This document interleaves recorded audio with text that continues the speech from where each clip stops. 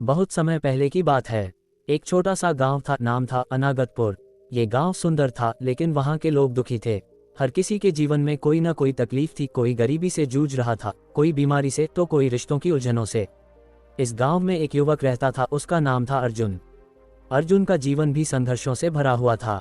बचपन में माता पिता का निधन हो गया। गांव वालों की दया पर पला और बड़ा होते होते अंदर से कठोर हो गया।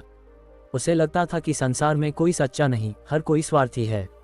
अर्जुन बहुत क्रोधित रहने लगा, हमेशा उलझा रहता और दूसरों को नीचा दिखाना उसका स्वभाव बन गया था। लोग उससे डरते थे, पर कोई उसे समझता नहीं था। एक दिन गांव में खबर फैली, भगवान बुद्ध अपने शिष्यों के साथ पास के नगर में विहार करने आ रहे हैं।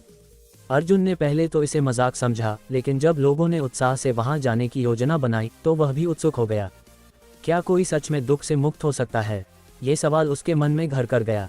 अर्जुन भगवान बुद्ध के पास गया। वहां हजारों लोग थे, सभी उनके प्रवचनों को सुनने आए थे।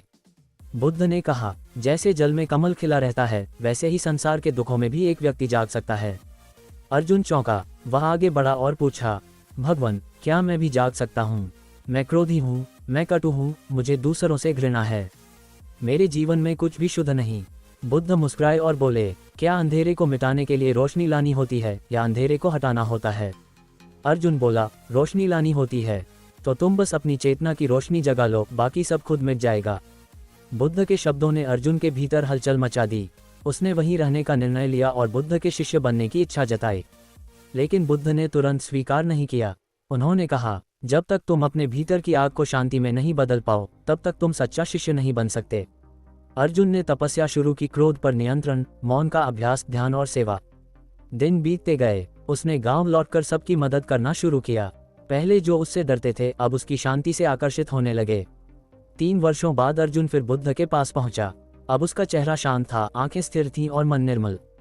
बुद्ध ने उसे देखा और कहा, अब तुम अर्जुन नहीं, एक विजयी योद्धा हो जिसने अपने भीतर के शत्रु को हराया है। तुम जाग चुके हो। बुद्ध ने उसे दीक्षा दी, वह अब भिक्षु अर्जुन बन गया। दोस्तों, ये कहानी हमें सिखाती है कि कोई भी व्यक्ति कितना भी टूटा या बिगड़ा क्यों न हो, अगर वह सही मार्ग पर चलना चाहे तो वह जाग सकता है। बुद्ध बनने का मार्ग किसी एक का नहीं, हर किसी का है, बस आवश्यकता है चेतना को जगाने की।